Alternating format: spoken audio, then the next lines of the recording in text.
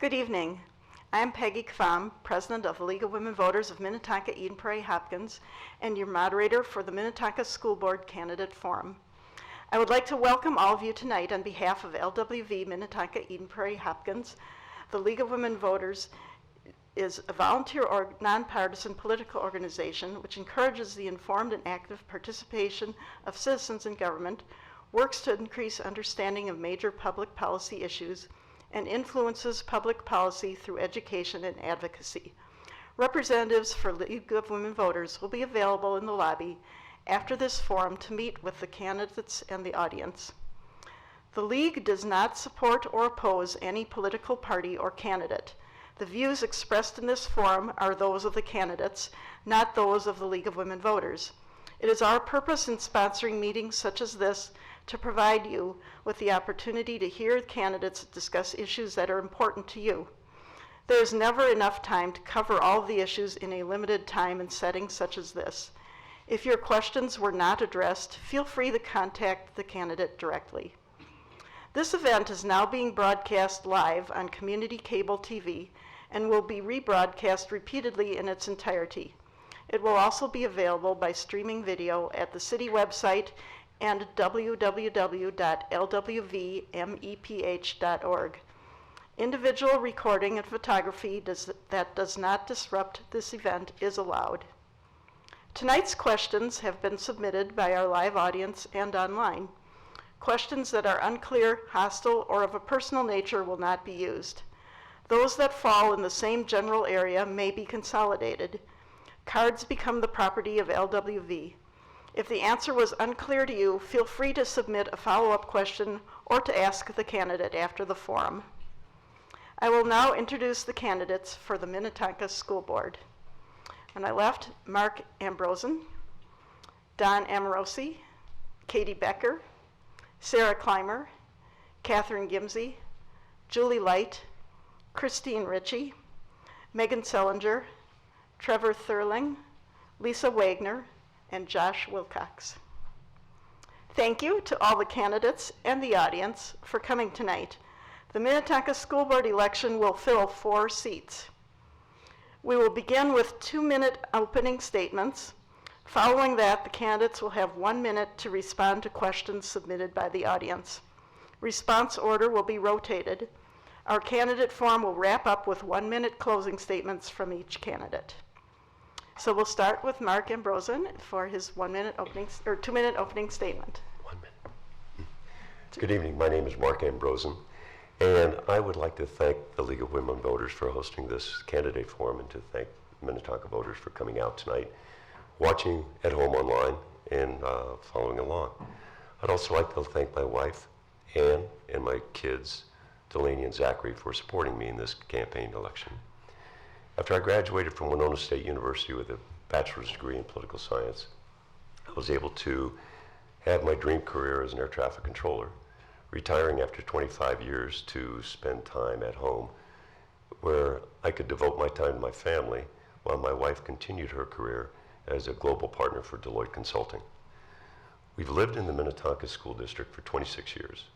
Of those 26 years, I've been involved with the district for over 15. I've participated in the district from being that dad that was always volunteering in the classroom, to youth football and soccer coaches, to a member of the district Citizens Financial Advisory Board, and now an elected school board member. The reasons I am seeking re-election to the board are the same reasons I originally ran in 2016. After watching our children progress through the Minnetonka School District from kindergarten through graduation, I was a witness to the never-ending pursuit of excellence in all areas of our schools. Every year, Minnetonka sees our students graduate fully prepared and poised and ready to take on post-high school challenges, and they're succeeding. I believe that Minnetonka offers the best education with the best support, opportunities, and co-curricular programs in the state.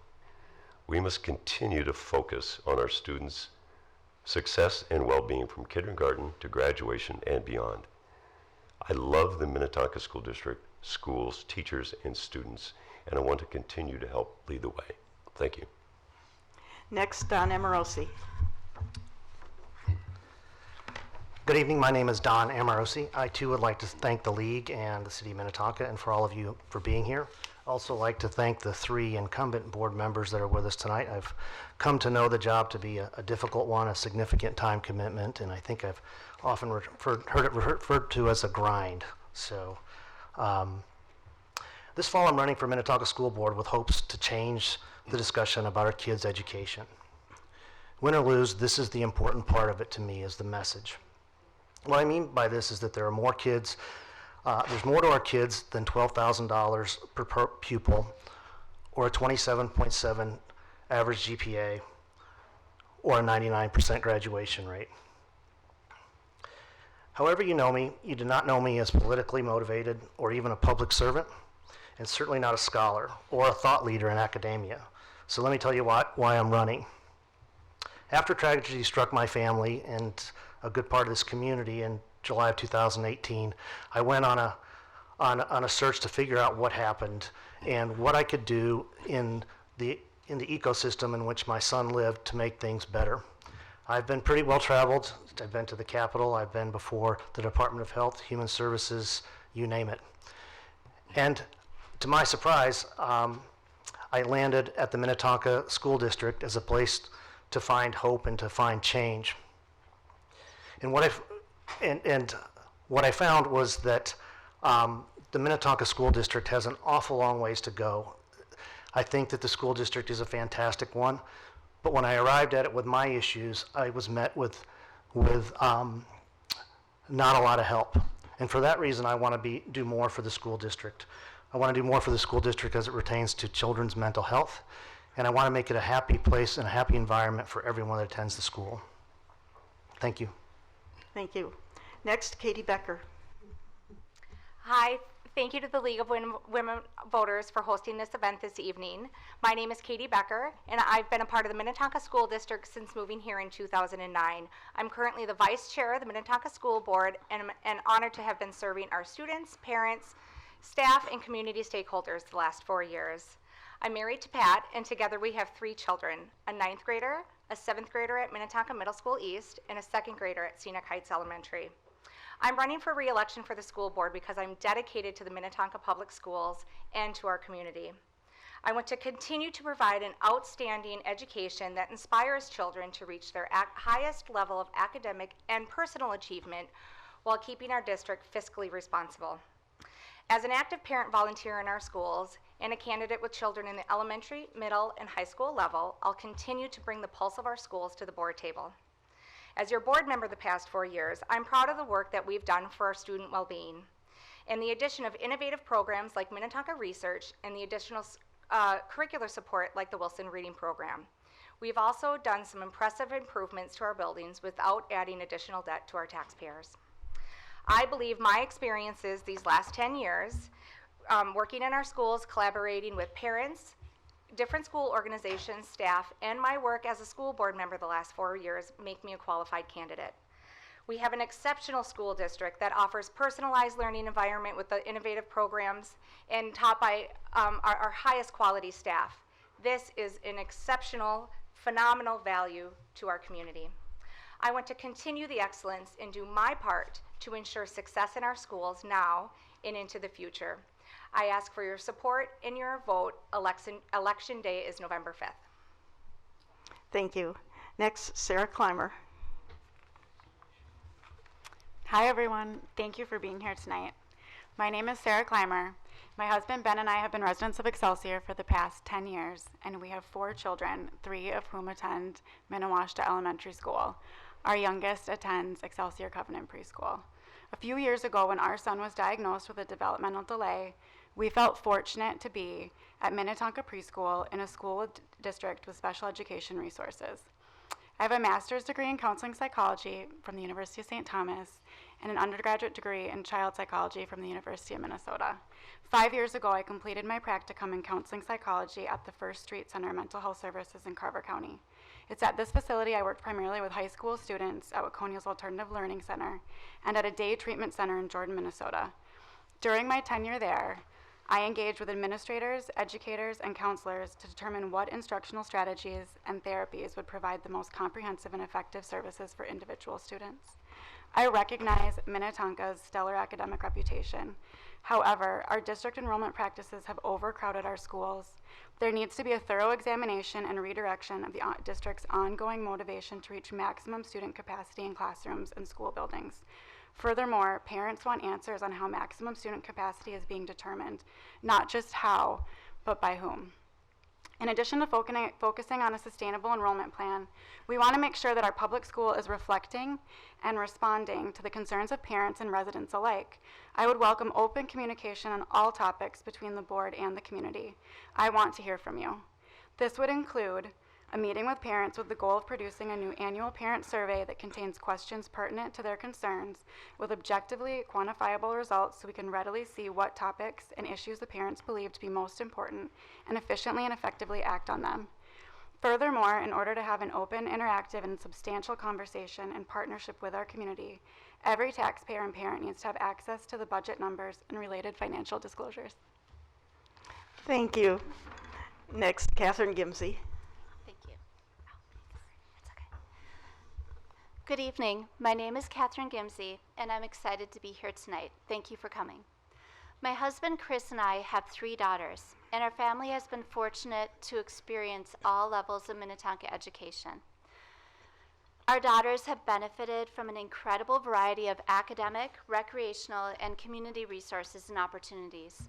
We understand the value of a Minnetonka education. Our oldest daughter graduated in 2018, and her Minnetonka education has opened doors both academically and in the arts.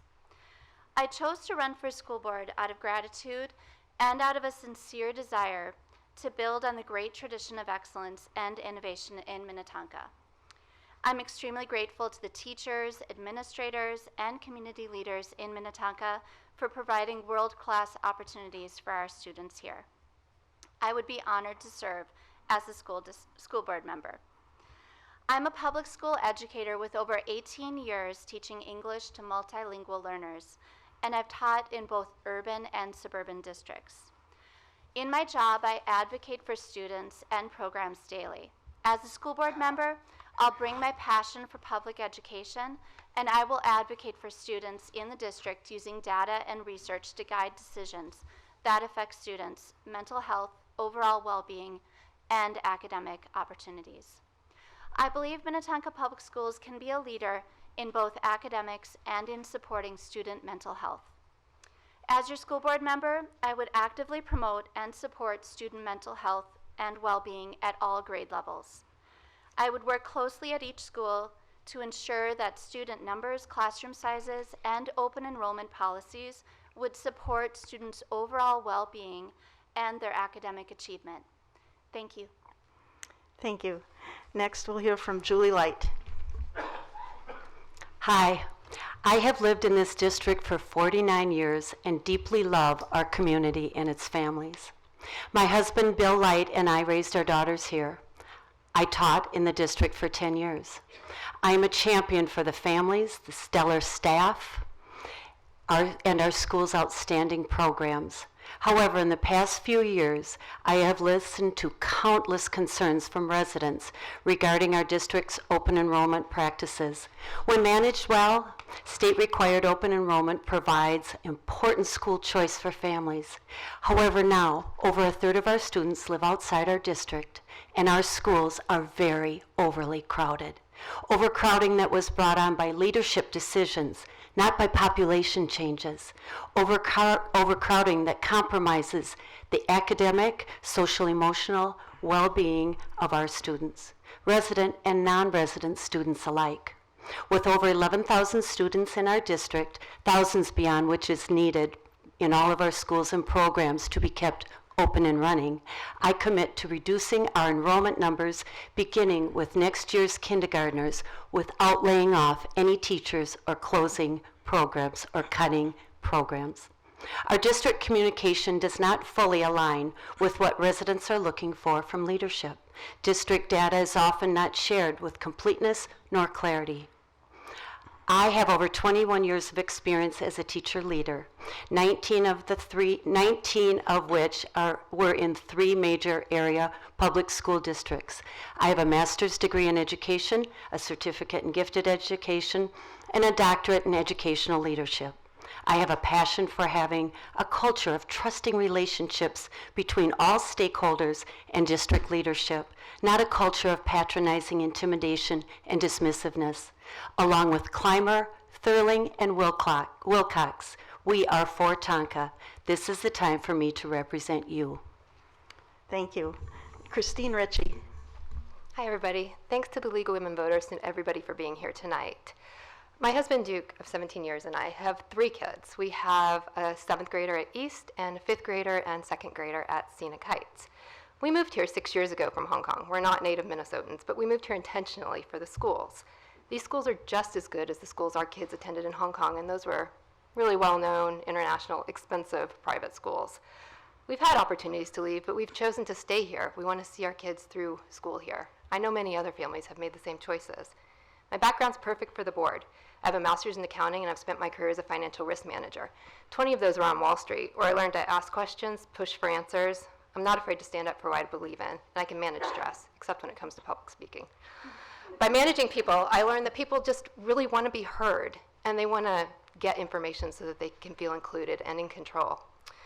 A few other things about me: I ran into an educator in the district the other day who said, "I'm so glad that you're running for the board because you've always asked really good questions and you're a great critical thinker." So I guess those are 2 other good things. I'm pretty even-keeled and pragmatic. I listen. I took 2 days off of work last week and spent time in the schools. I wanted to see what was going on. I wanted to talk to educators. I wanted to talk to teachers. I wanted to talk to parents. I wanted to talk to the students. So I did.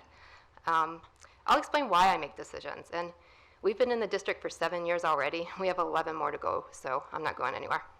I work full-time. I miss the class parties. You'll probably see me at Target at 9 o'clock on a Sunday night getting the poster board for the project that's due tomorrow. During this election, you may hear a lot about everything that's wrong. Yeah, we have work to do. I'll acknowledge that. But let's not lose sight of everything that's going right. Love Them First is a documentary that came out a few weeks ago. It's about Lucy Laney Elementary, which is about 20 minutes from here. Watch that, or at least the previews, and you realize how good we have it. Thank you. Thank you. Next, we'll hear from Megan Sellinger. Hi, thank you for coming. Thank you for hosting this forum so that all of you can become more informed voters. My name is Megan Sellinger. I have 2 boys, ages 7 and 4, so similar. We're going to be in this district for a long time. I have a 2nd grader at Groveland in the Spanish Immersion program and a preschooler who does MCEC Spanish after he goes to preschool in the morning. My background: I have a master's in education from Stanford University, and I have current teaching licenses actually in both California and Minnesota. We recently moved here. We only moved here a little over 2 years ago from California, and when we relocated to Minnetonka for this district. We came for the academics, for the Spanish immersion that my son was already involved in California, and there are a lot of things that we're doing really well here. I've been very impressed with the programs offered, the extracurriculars, the enrichment opportunities, the community education. There's abundance of really good things going on. I chose to run, simply because we're going to be here for a long time. Decisions that are made now are going to impact my own children as well as the children that I've come to know and love through soccer and baseball and volunteering in the classroom and doing committees through the PTA, and I want the best for them. I believe that my objective nature, I was a chemistry teacher, so data and research are #1 for me in terms of making decisions. So I think that would be an asset to the board, as well as my background in education and my personal investment. I think the biggest issue that we're facing right now is just to remain true to our priority that our students come first, continue to offer the academics and the extra programs, but also to optimize the learning environment and support the whole student, making sure that every student is tied to their school and that mental health issues are both addressed but also prevented at the lower grades. Thank you. Thank you. And now we'll hear from Trevor Thurling. Thank you very much. First, I'd like to extend my thanks as well to the League of Women Voters for the invitation for all of us to be here tonight. For all of you that are in the audience here, as well as watching online and will be watching over the next coming days, thank you for participating in the civic process and being informed voters. I'd also like to thank the fellow candidates that are here on stage tonight. I appreciate all of you running and your passion and care for our students and community. And finally, last but definitely not least, I'd like to thank my wife, Stephanie, my 3 young children, Calvin, who's 7 and a second grader at Minnetonka, my son Griffin, who is 5 and is a RSK student at Minnetonka, and my daughter Harriet, who is 3.5 and desperately wanted to get on the school bus this year. Like many of the other candidates here on stage, I'm not a Minnesota native, but I moved here with my wife a number of years ago in 2010. For work, she was born and raised in Minnesota, went to school in Eden Prairie. When we chose to move from Minneapolis to the Minnetonka district, we did so in large part because of the excellent reputation of our schools.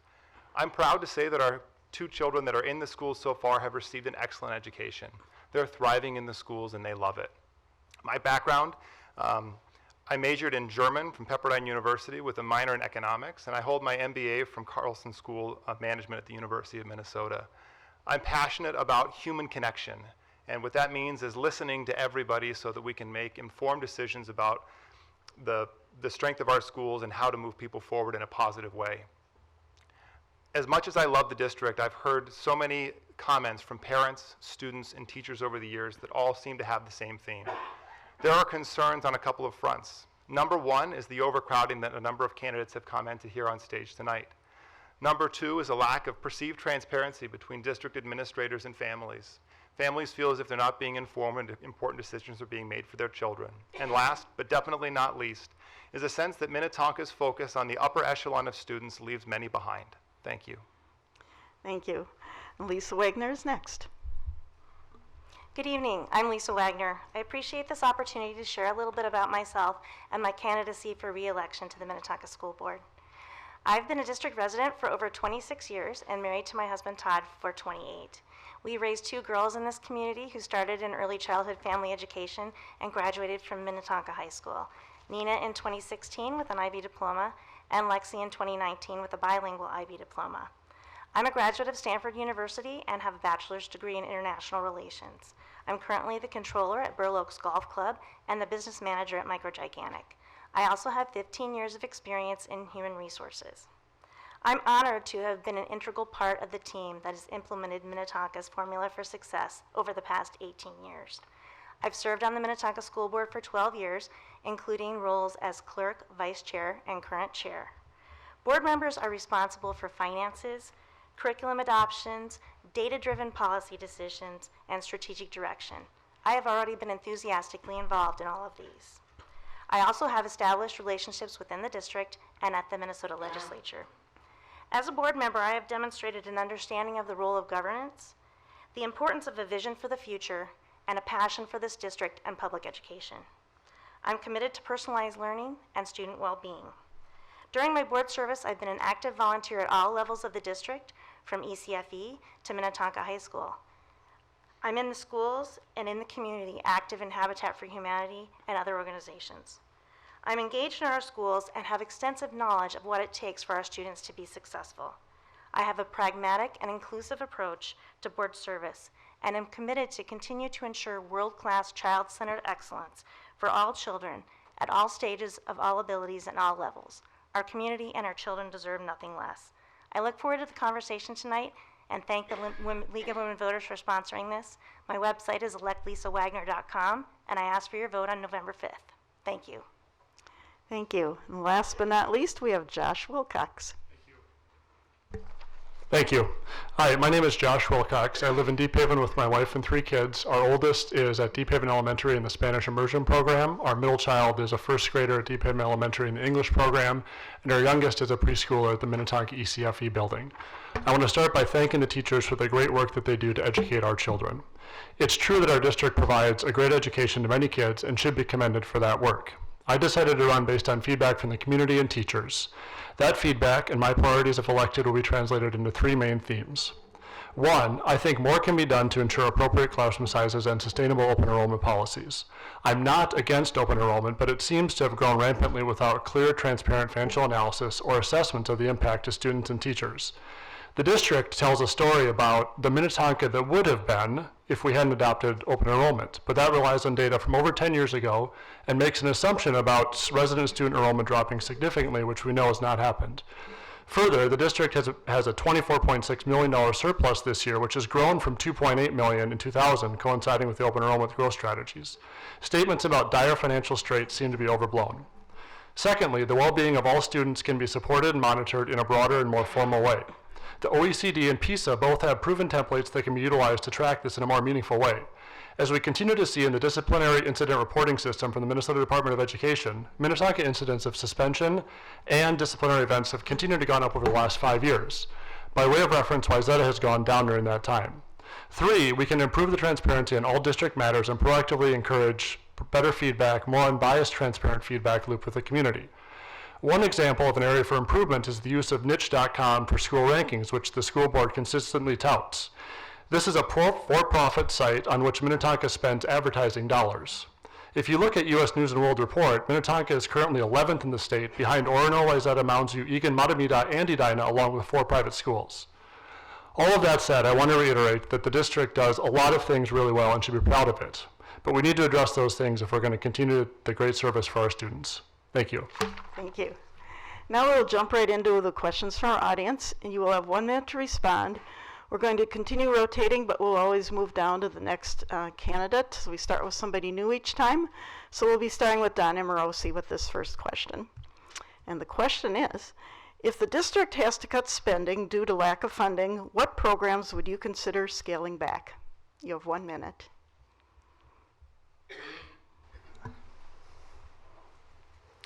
I don't know the answer to that. So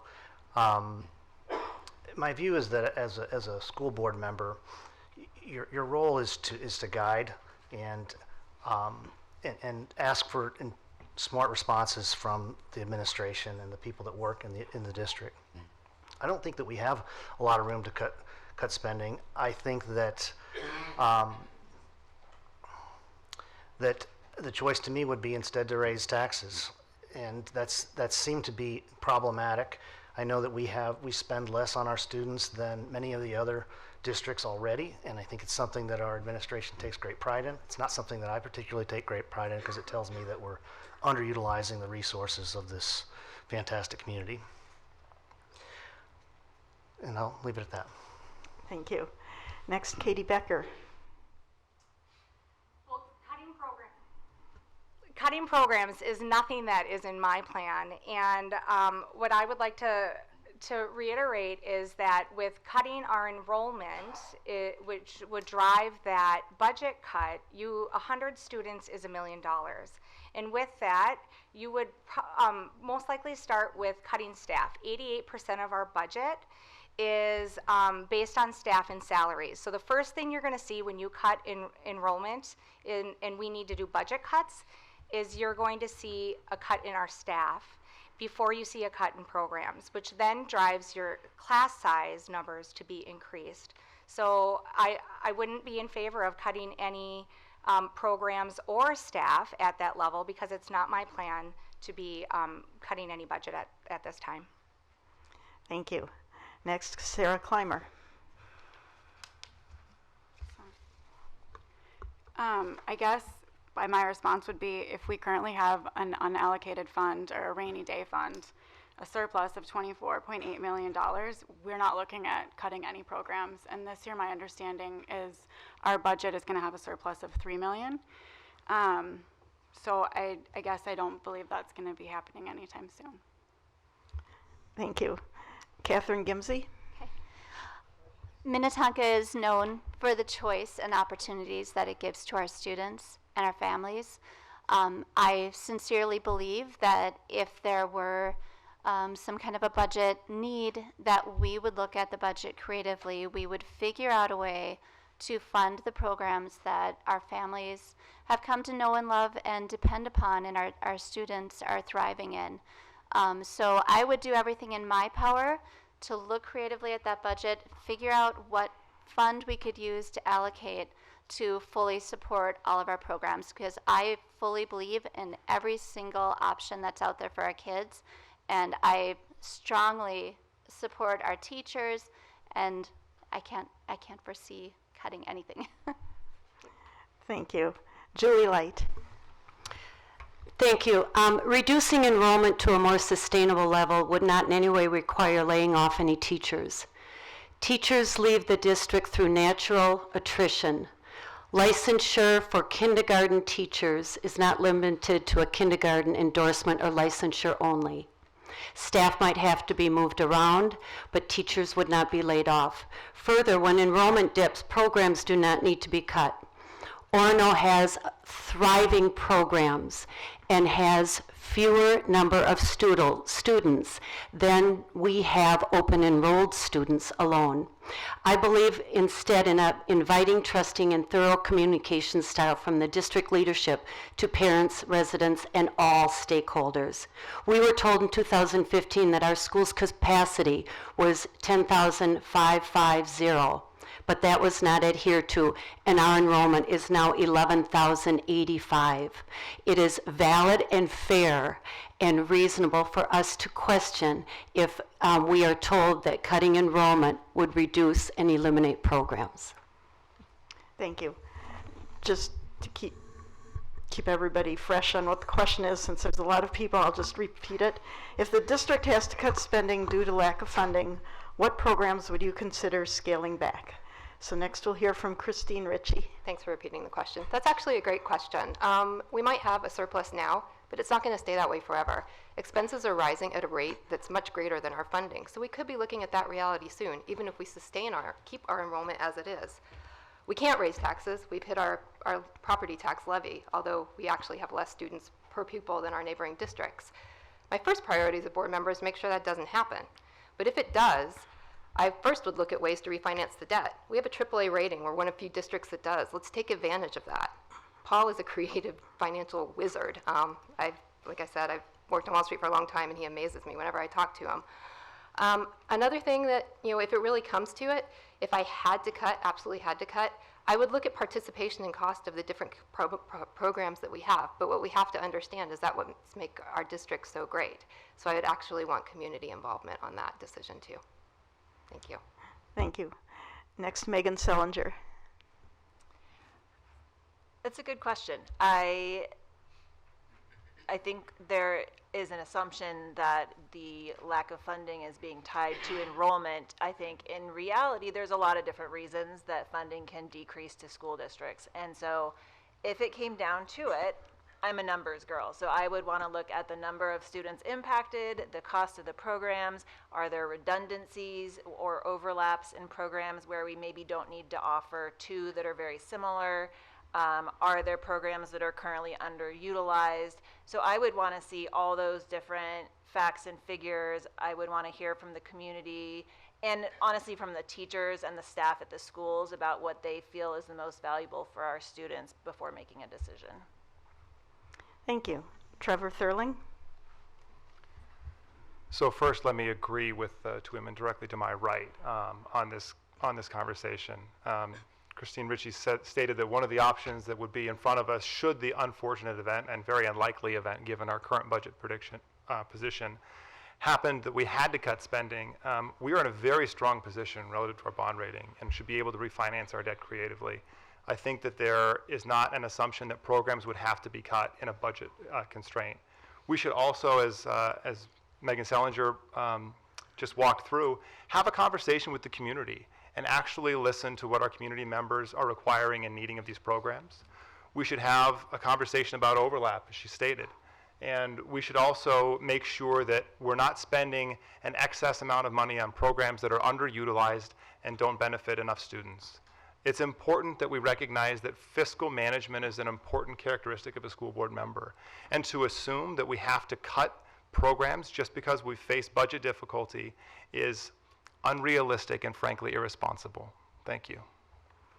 Thank you. Lisa Wagner. So normally I dislike when people don't answer the question, but this is a question that I frankly am unwilling to entertain. Minnetonka has not had to cut budget during my tenure on the board, and actually hasn't had to cut budget since 2005. So at this point, if Minnetonka was looking at budget cuts, I would be gravely concerned for the state of public education and the funding of public education from the state. Certainly that's an area that we need to continue to work on, and I've been active at the legislature with Minnetonka's Legislative Action Group to continue to look at our referendum cap and other financing sources for all schools, for all children. The last time that Minnetonka did do budget cuts in 2005, I was a PTO leader at Minnetonka, and it was an active process. The community was involved. There were lists. People actually got to rank their preferences of what they thought we should make changes on, and we were very involved as community leaders.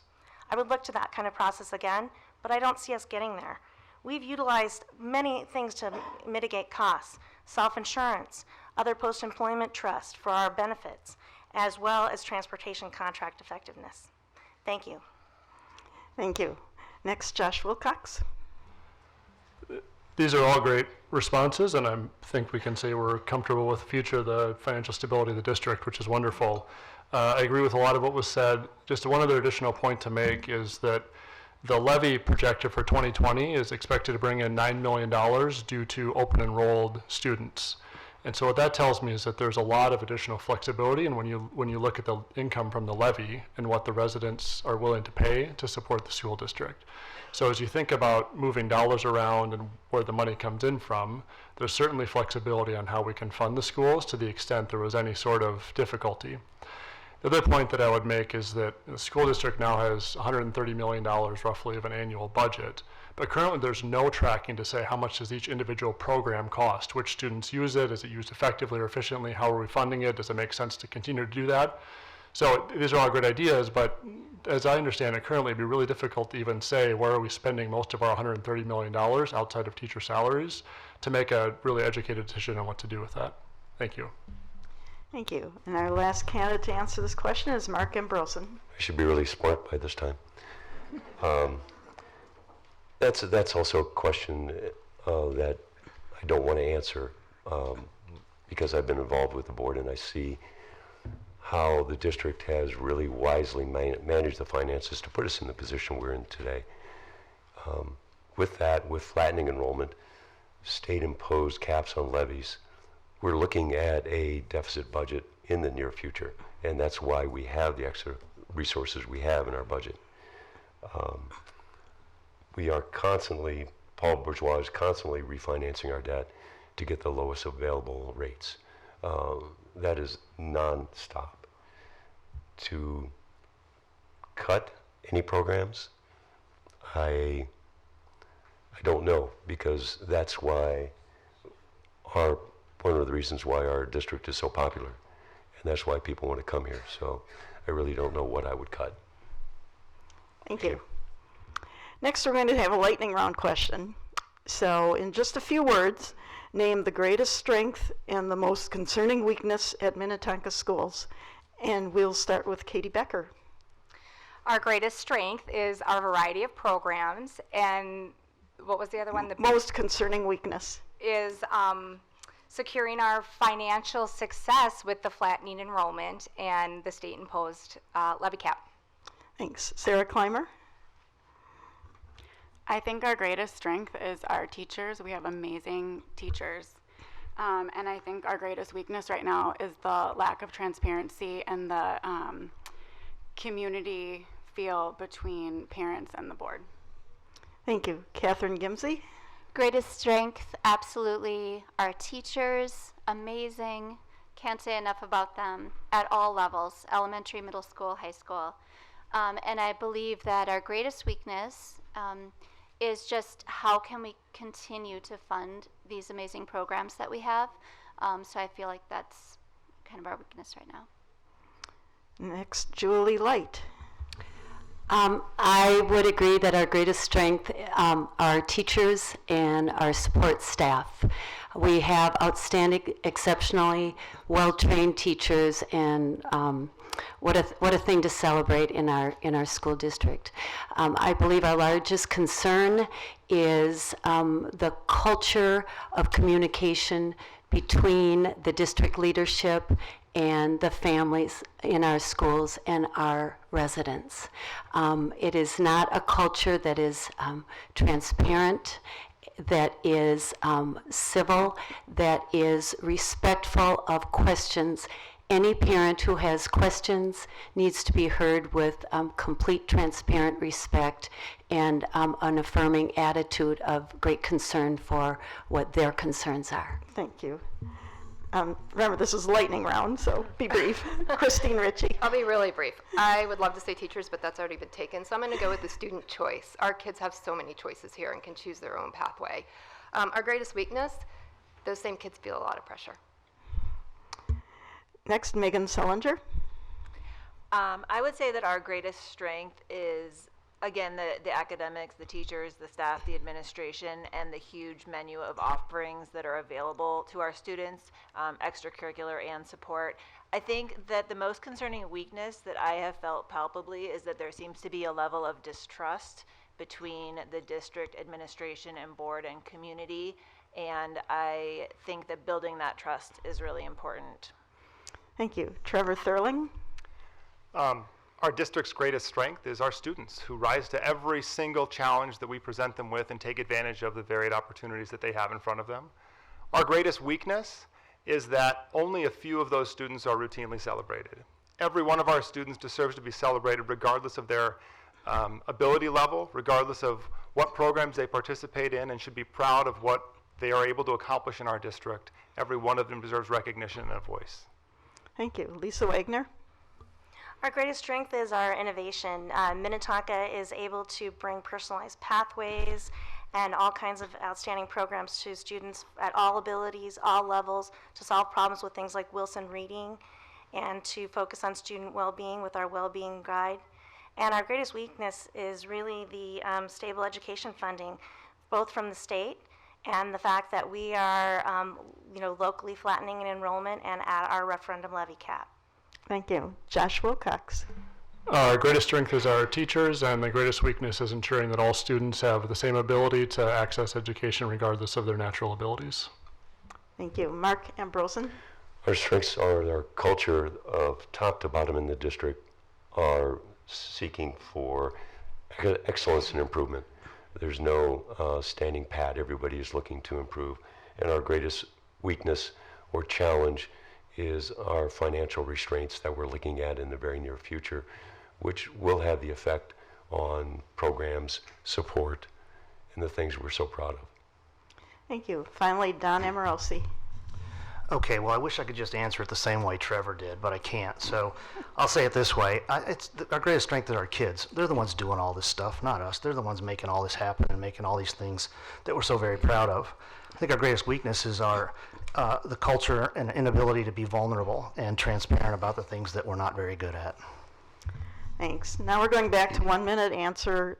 And the question is, what is your position on open enrollment? Is it a plus or a minus for our district? And we'll start with Sarah Clymer.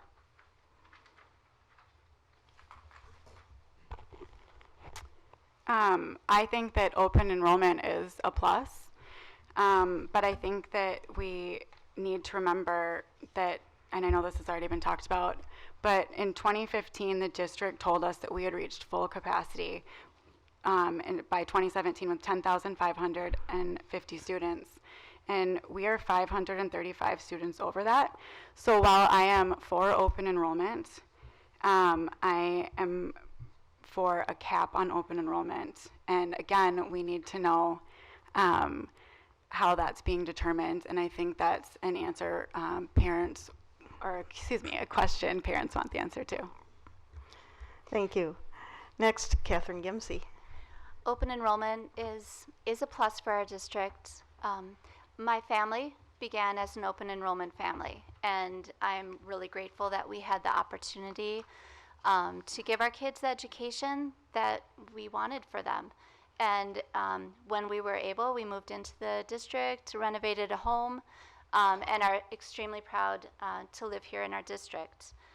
I have concerns, though, because I know when we created all the choice, we created our immersion programs and all these amazing programs that bring so many families into the district, I've seen that the enrollment has increased so much, and I'm worried that it's going to affect our youngest kids in elementary school.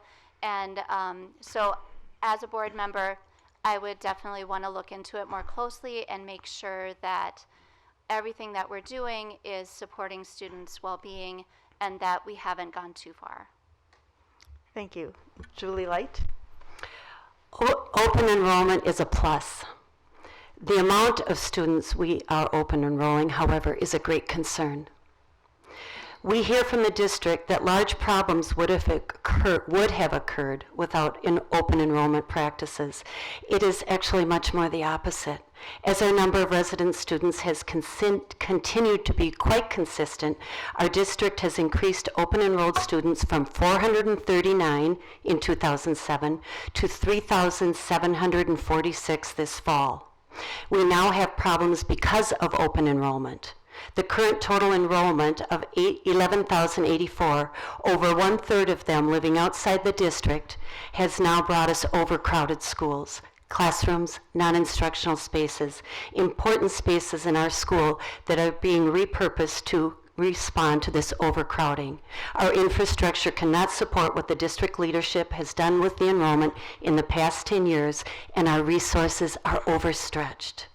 Further, any improvements or additions we make to our facilities could then create a situation where we are then dependent upon these open enrollment numbers. Thank you. Christine Ritchie? Open enrollment saved the district. I know the naysayers are kind of rolling their eyes right now, but it's true. We can't offer what we do without the funding. We wouldn't have navigators. We wouldn't have immersion without the interest and the participation from open enrollment. Now that said, we are reaching capacity, but the district knows that. We're already turning away families. You know, enrollment's an art, not a science. We have to, by law, tell open enrollment families by February if they have a spot. Resident students don't have to tell us if they're staying or if they're moving in, so we can only estimate. Now that said, I think that we probably have misestimated, and we might need to revisit how we're doing those estimations. I mean, it's kind of a chicken and the egg. Our district is so great now that resident students are coming back from private schools, and people are clamoring to get into the district. We know families that have been looking for years to find a house here. They want to be here. They want to move in. My goal, stick to an enrollment level where we can continue to offer the level of education and support we're proud of. But let's revisit the assumptions and continually assess the factors that will impact these numbers. Thank you. Megan Salinger? Being positive or negative on open enrollment, I don't think it's a simple issue like that. I don't think there's anybody here in this district that would say open enrollment is bad. I think that it has brought a lot of revenue that we have come to use for a lot of great things for our students. I think there's a lot of misconceptions around open enrollment that I think could be cleared up within the community. I've heard people saying that we accept every single open enrolled student that applies, and I don't think that's true. As far as I know, there's actually a waiting list. And when we were moving to Minnesota, we were hoping to open enroll if we didn't find a house in the district, and we weren't sure if we were going to get a spot or not. We were lucky to be able to move into Deep Haven, and I've heard, though, in our neighborhood that there are a lot of families moving in that didn't used to be in our neighborhood. So maybe it is time to re-examine and do a new study around resident students to make better projections so that we can maintain the capacity instead of going over it. Thank you. Trevor Thurling? I fully support open enrollment and agree with many that have sat up here next to me today that are saying that the funds that come from open enrollment allow our district to remain fiscally strong. However, it seems very evident that we have reached a point where open enrollment has extended beyond our capacity, and a district has told us since 2015 that we were in fact at capacity, but has risen steadily since. At that time, we were well under 10,000 students and are now just slightly over 11,000. It's fair to be confused as a parent when we're receiving communication from the district telling us that our schools have been at capacity and yet see more and more students come in. I'll end with reading a statement from my son's second grade teacher this year that came out the day before school started. Our class has a different schedule for specialists. Our class will break into 6 different groups, and 3 to 4 students from our class will go to each of the other classes to join them for specialists. This means that our class won't have the same specialists each day as a whole, so it's important for you to keep the schedule for specialists to know what students will need those days. That's a symptom of an overcrowded school. Thank you. Thank you. Lisa Wagner? Open enrollment is absolutely a plus for our district. During my tenure on the board, open enrollment has brought in over $200 million to our schools, and that has allowed us to bring in programs that meet all students where they're at, regardless of their ability. It's allowed us to do tremendous things, as has been mentioned. We are getting to the target. No one is expecting to continue to grow the district above and beyond where we're at. The goal is actually to keep the enrollment approximately where it's at right now. The principals and the superintendent carefully decide each year what students they can place in their building. And we do have to let people know who apply by January 15th, by February 15th. There were people that were turned away. There were people who were given placements that weren't the placements that they requested. And in fact, many, many people have moved into our community because they either started as open enrollment families or they were attracted by the amazing programs that we've been able to create because of the dollars we've had from open enrollment. It's not something that you can just quickly turn off. Our resident population isn't growing fast enough. Thank you. Thank you. Josh Wilcox. I support open enrollment when it's done in the right way. I think if you look at optimal classroom sizes based on what's good for the kids, and if there are gaps in those classrooms, then you start to bring in kids, but you always focus on what the right classroom size is for the kids, and you go from there. I agree it's a very complex topic, and it's hard to plan ahead given the placement timeframes in February and not knowing where all the students will shake out. But a couple of stats that have struck me as very interesting. The district has said that basic costs are covered at 6,500 students. We currently have roughly 7,500 resident students, so more than the students that are required to cover the basic costs. The district has said that optimal financial efficiency is achieved somewhere between 9,000 and 12,000 students. So even if you went to 9,000 students, you're achieving optimal financial efficiency. Again, I'm not against open enrollment, but when the target keeps moving, and even now we just heard that we're close to our target when I thought we've been over the stated cap for the last 3 or 4 years, it's hard to know what that actual cap is. Thank you. Thank you. Mark Ambrosen. I obviously think open enrollment has enabled Minnetonka to be the district that it is, to afford the best teachers and afford the support that we currently give to all our students. Saying that, I do believe we are about where we need to be numbers-wise. Over the last few years, in consultation with principals and staff, we have made changes. We've made more efficient use of our spaces in the classroom to accommodate the incremental growth we've had in the last few years. But we're at where we need to be, and I don't think we would be the same if we had a drastic cut in numbers, because we would lose way too much revenue to afford these. Thank you. Don Amorosi. Okay, so I heard open enrollment saved the district, and open enrollment allowed tremendous things to happen. I struggle with those two things because I don't see evidence of either of those two things being true, and I don't see evidence of the parents seeing that it's true. I think open enrollment is great to a point, particularly if it creates diversity for our school district. I don't know that it does. I think it's particularly great if it helps us share our great wealth. I don't know that it does. I was told that we market to others, to people outside the district through Playbill magazine and Lake Minnetonka magazine. I don't think that's creating diversity. What I would say is I've lived in 5 districts and in 5 different states, and I've never once heard someone, a realtor or anyone else, say that being massive was a positive characteristic of a district. Minnetonka is massive. Thank you. And finally, Katie Becker. Hi, I believe that open enrollment is a plus for our district. This year alone, we're going to see $20 million in revenue, or if you want to look at it, it's 20% of the district's annual revenue budget. It really has provided a variety of programs. It has allowed us to add support staff in classes. It really is a benefit to the district.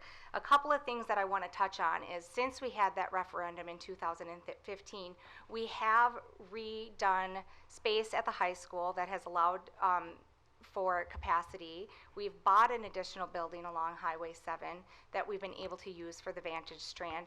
And alone this year, what has increased some enrollment is we added a navigators class to one of our elementary school. So there are reasons why enrollment has gone up the last couple of years.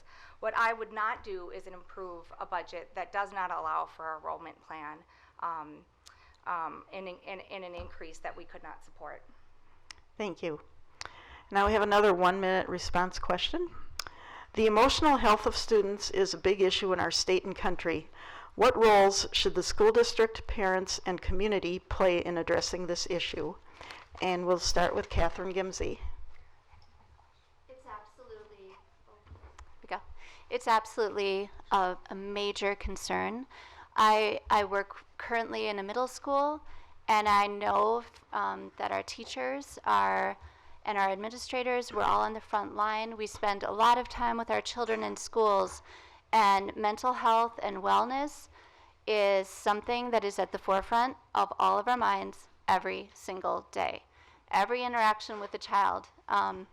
It's not all academics, it's how are you doing? And many days, kids aren't doing that great. And I believe that there's a lot of growth that could happen in our district. In my current district, I see a lot of positive things happening, and I would like to bring those ideas to Minnetonka to help to support our kids' mental health and wellness. It's absolutely one of the things that I'm most passionate about.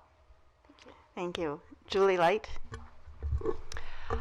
With my experience in delivering parent education, I've spent a lot of time on the social and emotional well-being of students and what we as educators and a school district can do to strengthen individual students. I do believe we need to enhance the resources available to our school counselors, psychologists, and social workers as they support and advocate for this social emotional well-being and mental health of our students. To help determine exactly how these resources would be enhanced, I would seek input from our district's staff and along with our teachers and support staff who work directly with our students. We need to continue pursuing mental health grants to develop and strengthen our partnership with Relate and pull together with NAMI, Canvas Help, the Living Foundation, and so forth. Too often the language around our students is about the numbers that they bring, as if we're a for-profit organization, where in fact each student comes to us with unique and important needs, and those are the needs that need to be addressed. Thank you. Christine Ritchie. Wow, I was worried about answering this in 1 minute, let alone a lightning round, but let me go fast. My kids have depression, anxiety, neurodiversity on both sides of the This family is a tree. 1-minute question. Is it? Oh, I thought it was a lightning round. No, it's a 1-minute awesome. question. Yeah. Brilliant. Okay, then I'm going to start over. Yeah. So, yeah, mental health and wellness, it is a nationwide epidemic. Everybody's looking for the answer. The district knows there's an issue, and things are being done. I mean, we did partner with Relate. There's a resources manual. We're incorporating it into the elementary curriculum. My 7-year-old came home the other day and she said, "Mom, I feel anxious." I was like, wow, that's amazing. I don't know when I feel anxious. Parents are saying, though, that they need more support, but what will be helpful to them? Like, we can't guess. Tell the district, what else do you need? So 3 things we could do right now. We need to recognize all the students, not just the high achievers. Accept that success looks different for everyone and make that a culture in the community. And this is hard to hear, but let's be upfront that there are drug and alcohol issues in the schools. A parent told me recently that her kid attends high school during the day and Hazelton at night, and he's not the only Minnetonka kid there. These are good parents. As I was saying when I thought it was a lightning round, my kids have depression, addiction, anxiety, neurodiversity on both sides of the family tree. So I'm scared. I do want to make this an environment where these won't be triggered, but it's going to take all of us, and it's a bigger issue. Thank you. Next, Megan Sellinger. Having been a high school teacher, I fully agree that this is becoming more and more of an issue. In the 12 years that I taught, the number of students with anxiety exploded, and I don't think schools have not always been well equipped to deal with those situations. And so I think we need to take both a proactive and reactive approach, making sure that every student is tied to somebody on campus, whether it's their teacher or another staff member, so that nobody falls through the cracks. Continue looking at current research such as around homework policies. Some schools in districts where they see similar trends have enacted a night where nobody's allowed to assign homework to give students a night of mental break and a chance for families just to spend family time. So maybe looking at some of those different research things that are current right now. I also just making sure that we have continued access to support. When my son was a kindergartner, he had just lost his father the prior year, and they have a Growing Through Grief program at Groveland, and it's been just amazing for him, and he has done and just thrived there due to that program. And I want to make sure that students continue to have access to those. Thank you. Trevor Thurling. I think the emotional health of our students is equally, if not more important than the academic success of our students. One of the greatest challenges and concerns as a parent is managing something that you can't control. And we can't control the emotional health of our students. We can just be there for them when they need us. One of the things that parents want is schools that when we send our children off to those schools, they can be taken care of. They can be safe. They can know that there's a space for them to be who they are and that they have an advocate in them, not just in their parents, but in the school. They need to have community members and classmates, frankly, that are standing up alongside of them. The school plays a role as a facilitator in advocating for mental and emotional health for our students. It's our job to connect families with the school and resources that they need to be successful. Finally, we need to do a better job of letting our kids take care of each other. There's nothing stronger than a community that works next to each other. And when my emotional health is in trouble, I look to my friends first. We need to give our kids the same tools. Thank you. Lisa Wagner. Could I ask you to repeat the question? Sure. Just since it's been a little bit. Certainly. The emotional health of students is a big issue in our state and country. What roles should the school district, parents, and community play in addressing this issue? Thank you.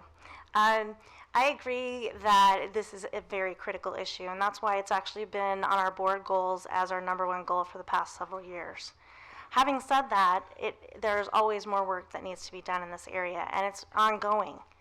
It is a partnership. It needs to be a partnership between the efforts of the school, the efforts of the community, the efforts of the parents, and the efforts of the students within each other. We've done a lot of things in Minnetonka to start working on this issue, both within our goal, which you can read on the district website, but also outside of that goal in developing healthy relationships through our responsive classroom efforts and our all-VAS bullying prevention, superhero kids, and even focusing on digital health and wellness, because that can impact students' social and emotional well-being. We've put stop days in at the middle school. We've allowed for masks to allow students to get extra support in the high school.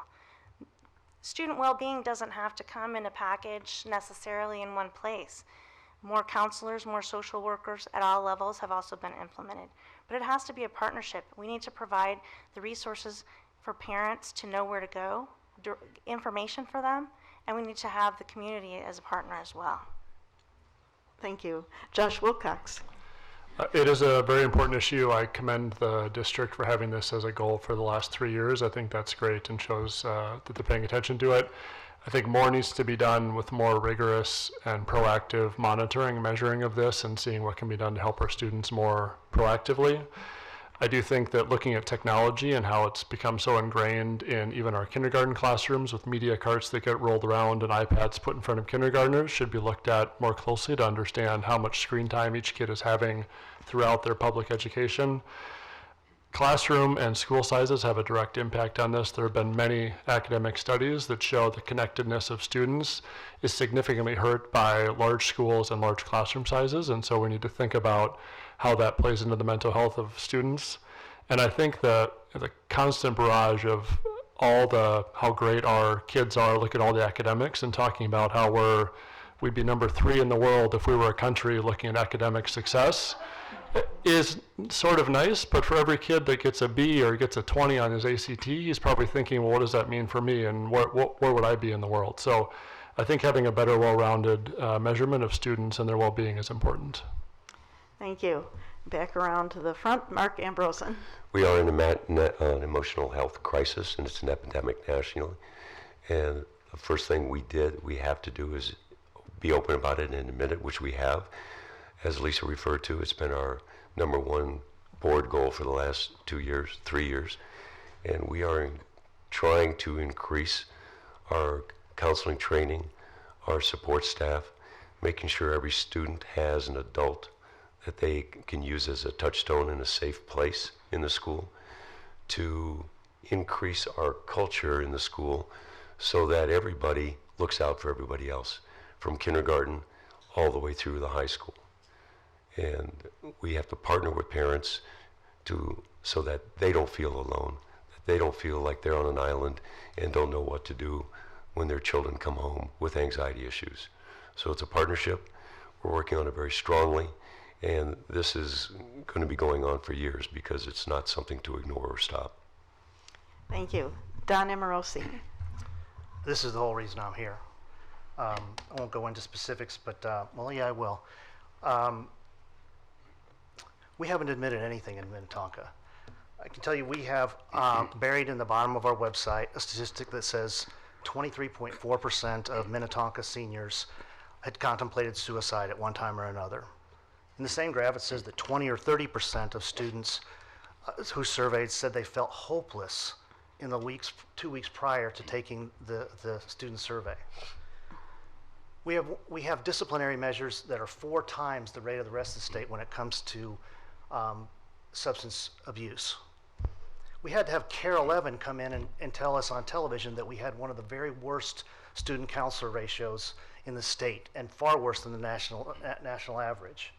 So I would say to this board, talk is cheap.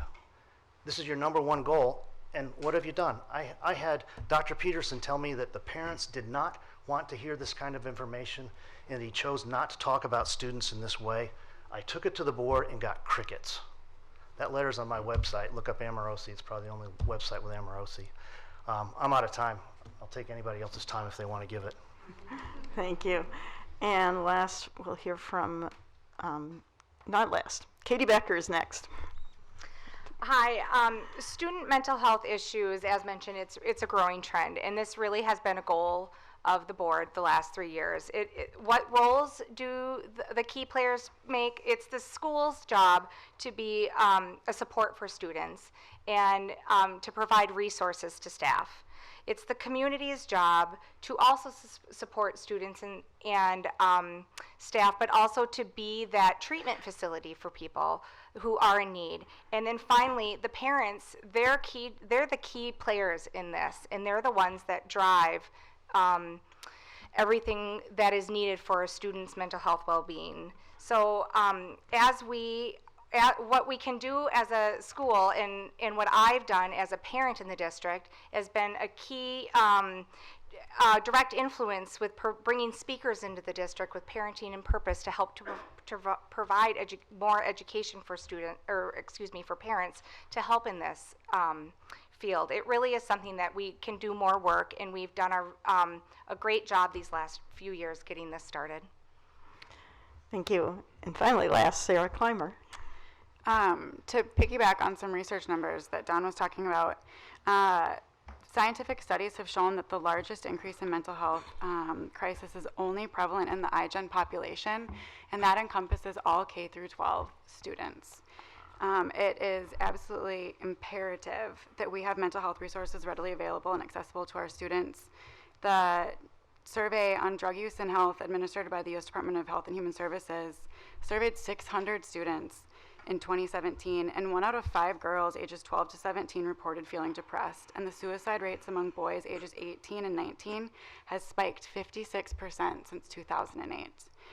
I would advocate that Minnetonka currently utilizes SABRS as a risk assessment tool, and it's an acronym that stands for Social, Academic, and Emotional Risk Screener.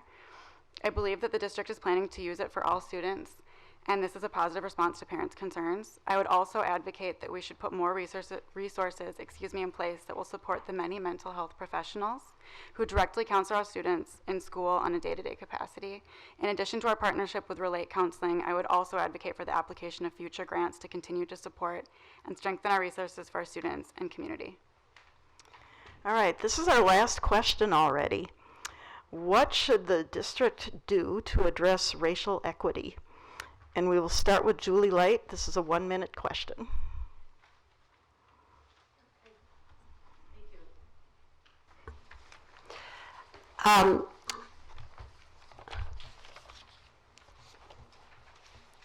sorry. Minnesota school board members take an oath that in part indicates that board members vow to foster excellence for every student in the areas of academic skills and knowledge, citizenship, and personal development. It also states that being morally and legally responsible for equitable, quality education for every student in the district. There is an issue in our nation's schools that persists. The academic achievement gap between white, Asian American students and those of color persists. I've had the privilege of working with strategies, families, students, staff, and administrators learning and working together to provide professional development, tiered lessons, implementation of instructional strategies and programs that for students who have been more underrepresented in advanced programs and is seeing academic success. I have not shied away from tough questions in this issue. Our district does have a policy, number 604, that indicates equal opportunities for all students. Thank you. We're out of time. Next, Christine Ritchie. Can you repeat the question, please? Yes. What should the district do to address racial equity?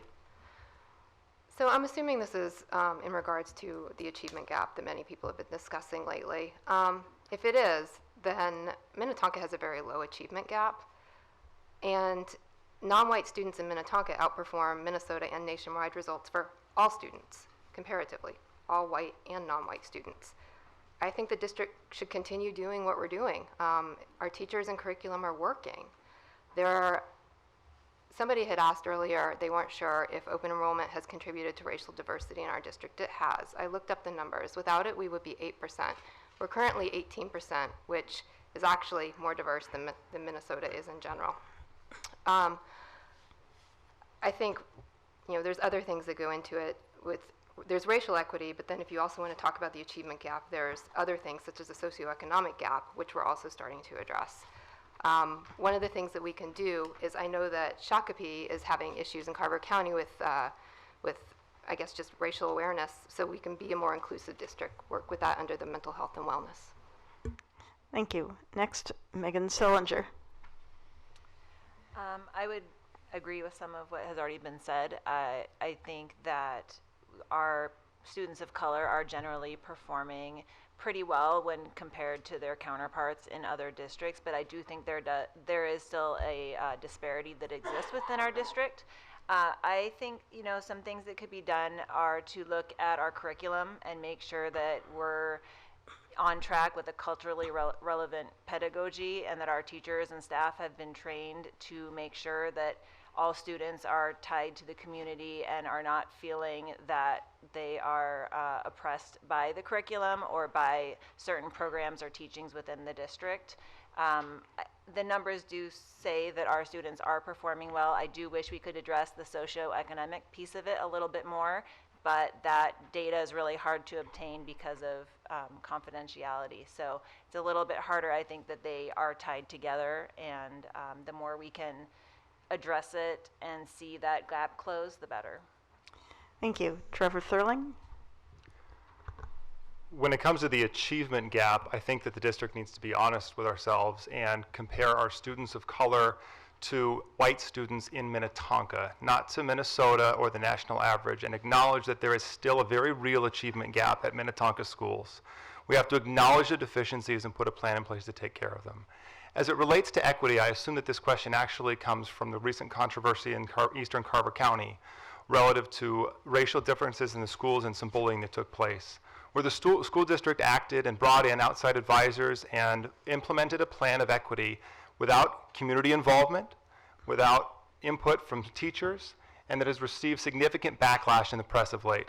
I won't go into the specifics because I'm not an expert on this issue, but I will say that I don't believe we're doing our students any services or any good by disciplining them differently based on their background or giving anybody a break based on where they come from. We should challenge each individual student to rise to their full potential, support each other, and be alongside of each other in a quest for excellence and community. That means that we have equal opportunity for students, not equal outcomes. Thank you. Lisa Wagner?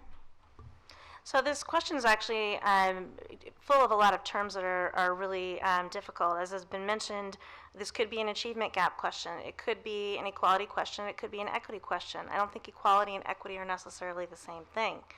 But I think that, as has also been mentioned, we're doing some things right here.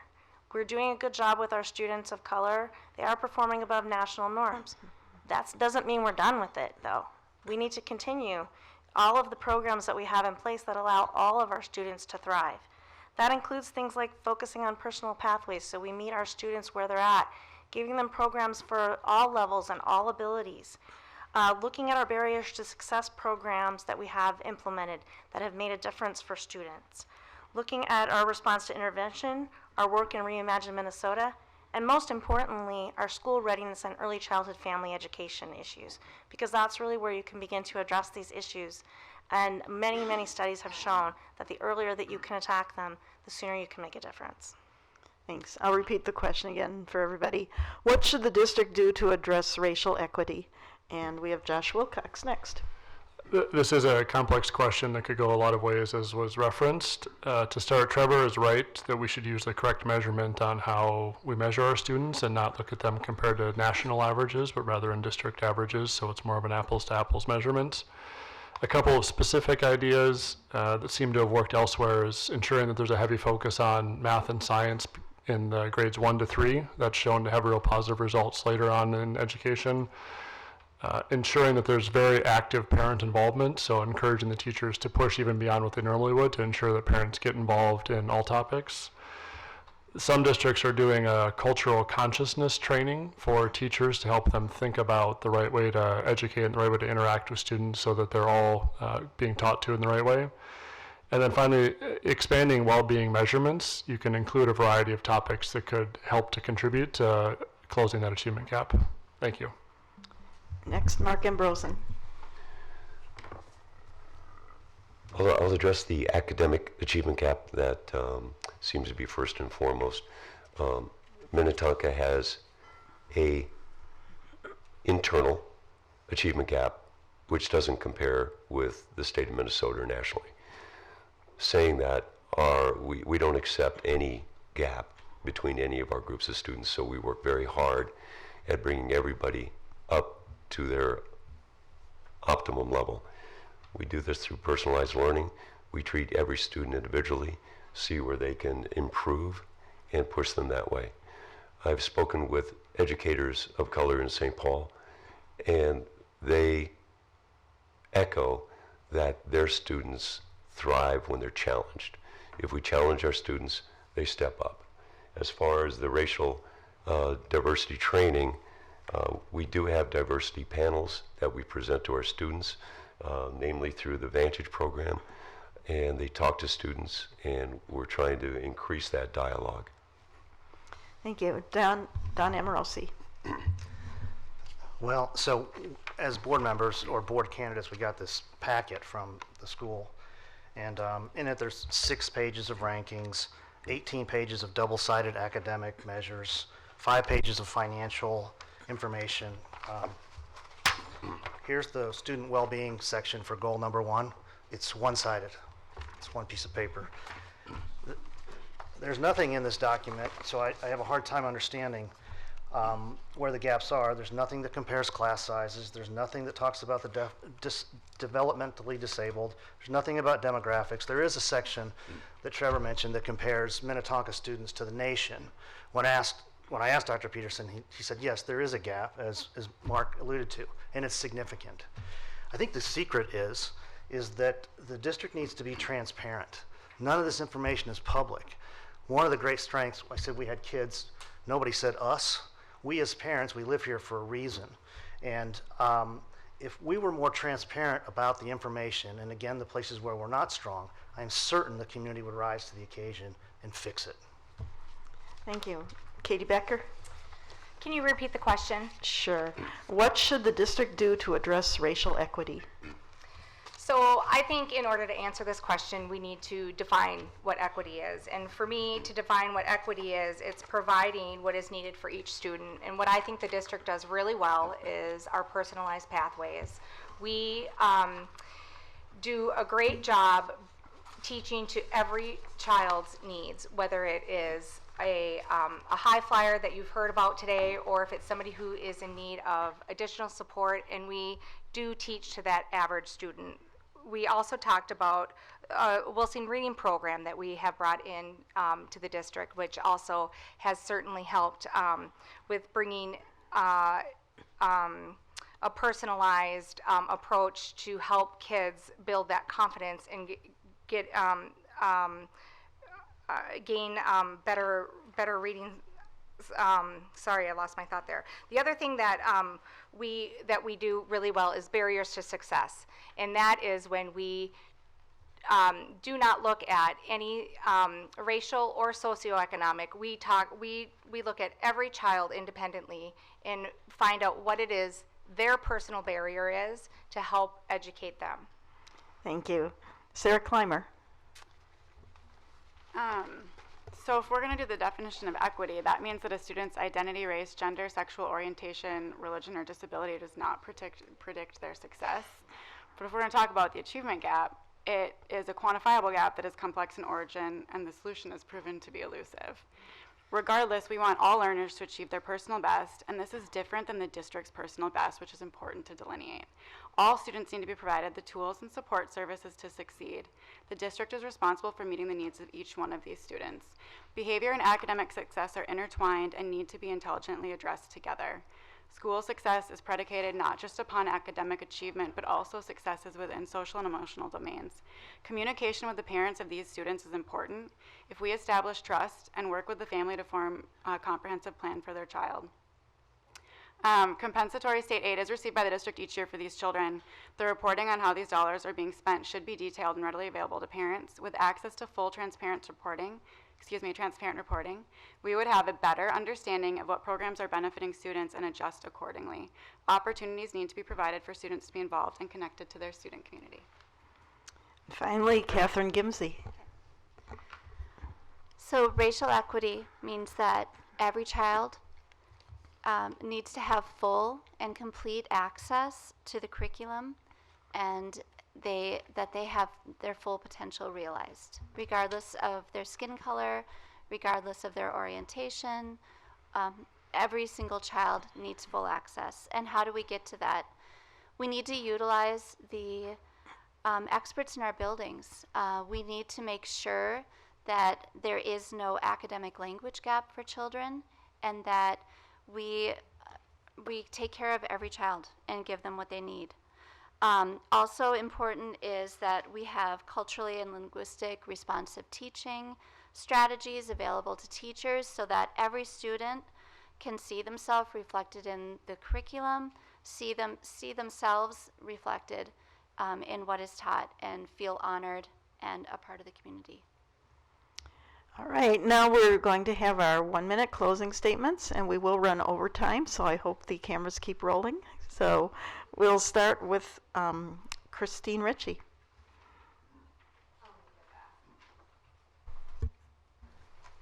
Okay. First of all, thank you everybody for your attention. I know this is a really hard decision, and it's a really pivotal election, so thank you for paying attention. I'm not the best public speaker, but I hope you got a good idea of who I am. I'm happy to talk to anybody one-on-one. I'm much better that way. Everybody had really good ideas, but we really need to dig deep, and that's hard to do in a minute. So, talk to the candidates, find out, their ideas. Are they the best for the students? How will it impact the financial health of the district? Is it based on facts and data? Is it practical, sustainable, executable? Please keep asking these questions, and feel free to reach out to all of us. I'm not going to have any marketing materials. I'm running a green campaign. So you can find me at christine@tonkaschools.org, same@gmail, and also on Facebook. So thank you. Thanks. Megan Sellinger. First, I want to just thank you all for taking time away from your families tonight to come here and learn more about all the candidates and become informed voters. I also am not going to have a whole lot of campaign materials. I do have a website, electmegansellinger.com. Don't forget the H in Megan. But I think my bottom line is voting for me would be voting for an objective and caring board member. my best quality, I think, is that I'm going to come at this with fresh eyes, and I want to see data and research to make the best possible decisions for our students. And I have a background in education. I really am committed to providing the best for our kids, and I think that's all I have. Thanks. Trevor Thurling? I want to thank Barb Westmoreland and the League of Women Voters for the invitation to join you all tonight. Thank you to my fellow candidates here, and thank you to all of you that are watching either in the audience or online or on television.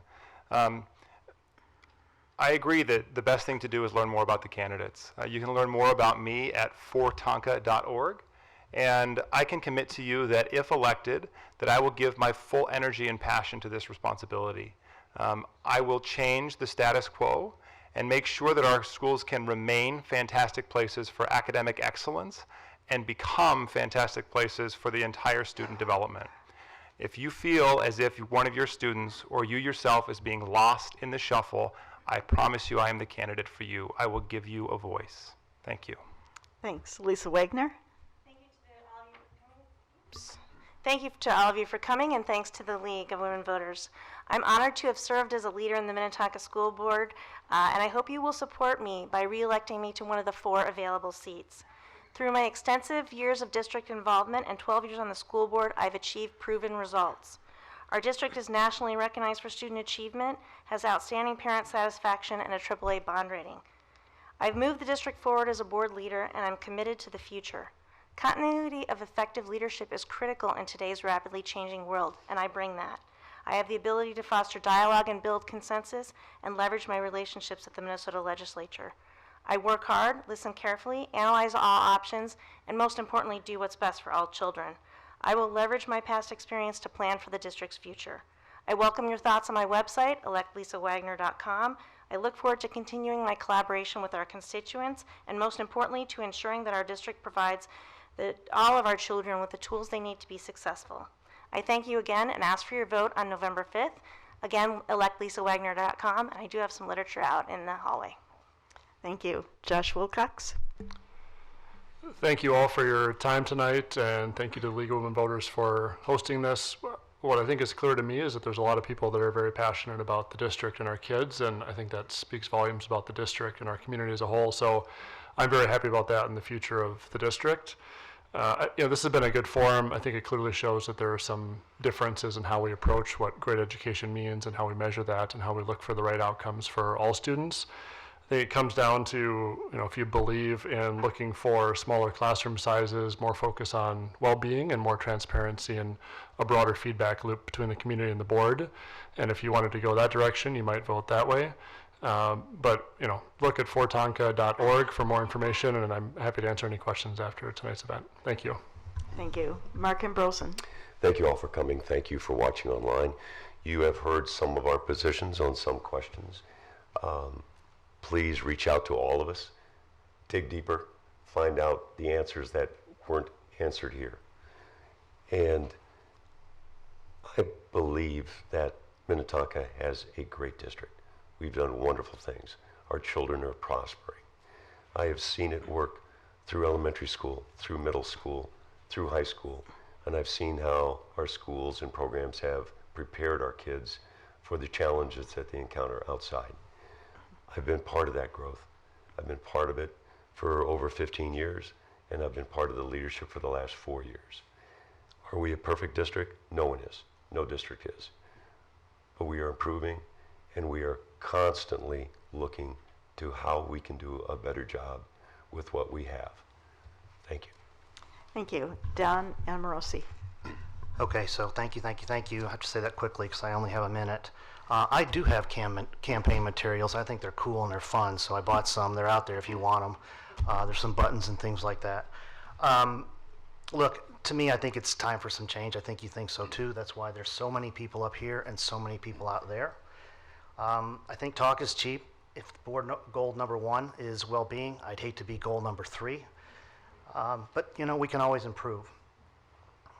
I think that the more the merrier works really well for tailgate parties. It doesn't really work well for Minnetonka, Excelsior, or Clear Springs Elementary. And If you want somebody that's going to rearrange the deck chairs on the big ship, it's not me. I'm probably more the Colin Kaepernick of Minnetonka schools. But I am blue and white to the core, and I believe in all that's very good about this school. I listen, especially to kids. I don't think we listen to them enough, and I know how to be heard. So one thing I'll close with is that I think that this school can be vulnerable and it can still be great. Thanks. Thank you. Katie Becker. Thank you to the League of Women Voters for hosting this tonight and to everybody who attended. My dedication to the continued excellence of Minnetonka schools is the innovative programs, the personal learning environment, and the value it brings to our community is why I'm here today. If reelected, I'll continue to place an emphasis on the student well-being and to ensure students continue to have opportunities to make meaningful connections in a school climate of respect. As our district reaches a flattening enrollment, it's my priority to find innovative ways to secure our district's financial success. As an active parent volunteer and the only candidate with children in the elementary, middle, and high school level, I'm going to continue to bring the pulse of our schools to the board table. I'm committed to you and your family because I believe your child deserves an outstanding education and a school experience today and into the future. Please visit my website at electkatiebecker.com, and I ask for your vote on November 5th. Thank you. Sarah Clymer. Thank you to the League of Women Voters for hosting us, and thank you to everyone for being here tonight. This was a daunting task for me to try to find answers that we didn't know the questions of and cram it into 60 seconds. So if you want to know more, I promise I make eye contact and we can talk and back, but I'm going to read off my sheet one more time. I want you to know I will be an advocate for all voices in our community. Your individual voice will be respected and heard. I am accountable to you. We need a trusting and open relationship that offers transparency and clarity between the board and our community on all issues. I will continue to find ways to build upon the social and emotional resources available to our school's mental health initiatives. Saber's screening tool and our partnership with Relate Counseling are important. I would advocate for application of future grants to support and strengthen our partnership with community mental health organizations. Our students need us. We need sustainable enrollment policies. Our schools are overcrowded. We need an enrollment plan moving forward that is reasonable and well managed. I would commit to a new enrollment plan starting in the fall of 2020. No surprises, we are past maximum capacity. Please contact me and the rest of the Fort Tonka candidates. Our website's fortonka.org. Thank you. Catherine Gimsey. Thank you so much for the opportunity to participate tonight. If elected to the school board, I would use data and research to actively support and promote student mental health and wellness. I would make sure that our student numbers, classroom sizes, and open enrollment policies support our students as learners. And I would strongly support our teachers and make sure that they have the resources to innovate and successfully teach all of our students. My experience in public education and advocating for students' well-being and access to educational opportunities makes me qualified to help lead our district. I'd be honored to serve our district as a school board member, and thank you so much. You can reach me at votegimsey@gmail.com, and I have some business cards out in the lobby. And finally, Julie Light. Thanks to all of you and to the League of Women Voters. I attended my daughter's Minnetonka High School graduation ceremony 11 years ago, where the very top students and student athletes were highly celebrated. And I hurt for the other graduates. This attitude has not changed over the years. I believe we need to better celebrate and plan for all students, even those not planning to attend a 4-year post-secondary college. And this could even be done by maybe implementing a Young Scholars program in the primary years. Now 30% of our huge district is open enrolled students. Bigger is not necessarily better. And our district leadership has yet to tell us what its new capacity enrollment number is. As a school board member, I would be responsible to promote district communication of trust, honor, and integrity. Thank you. And I do have literature outside. Thank you to the candidates, the audience, and those viewing this forum on cable and video for your participation in this candidate forum.